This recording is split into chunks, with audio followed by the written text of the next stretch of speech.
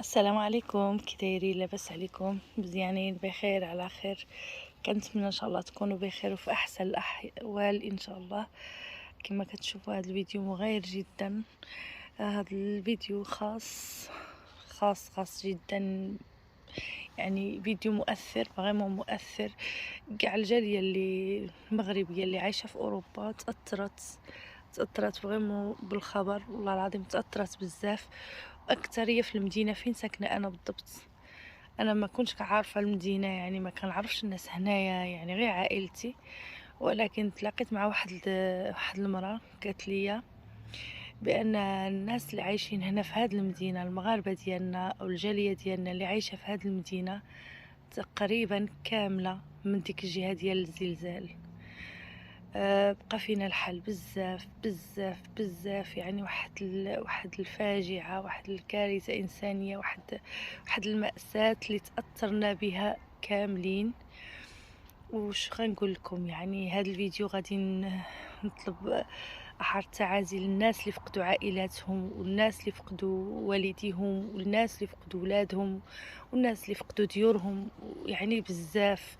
عارفين أهم حاجة في الدنيا الإنسان من كيفقد، يعني فاجعة من كيفقد الإنسان والديه أو ولاده، أو من كنشوفو في الأخبار وكنشوفو الكوارث اللي واقعة في الأخبار، ويعني الأمهات كيبكيو على ولادهم، الآباء كيبكيو على ولادهم، الأولاد كيبكيو على فراق باهم والديهم.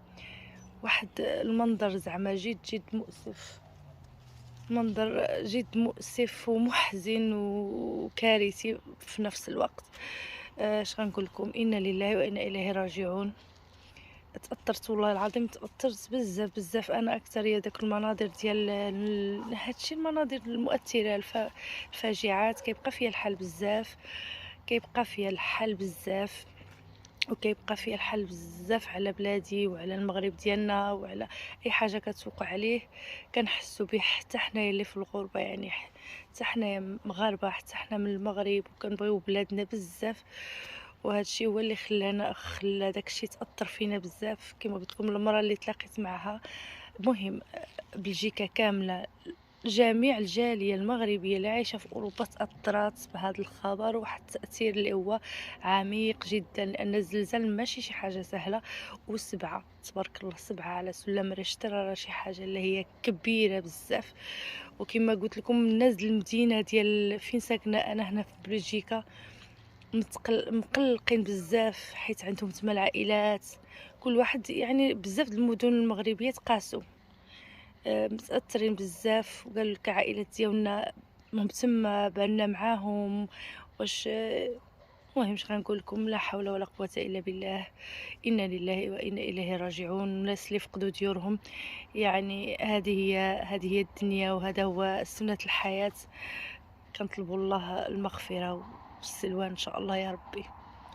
وحتى من ولادنا تاثروا بزاف بهذا الخبر، حتى والله العظيم حتى من ولادنا تاثروا بزاف مع كيتفرجوا في التيك توك وكيشوفوا الاخبار وكيسمعوا كيجيو عندي كيجريو كيقولوا لي ماما شتي هذا الفيديو، شتي هذا الفيديو.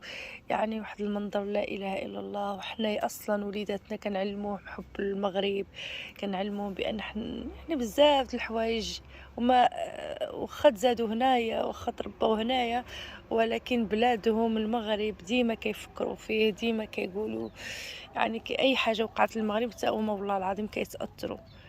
فإنا لله وإنا إليه راجعون. هادشي اللي نقدر نقول لكم، ولا حول ولا قوة إلا بالله العلي العظيم.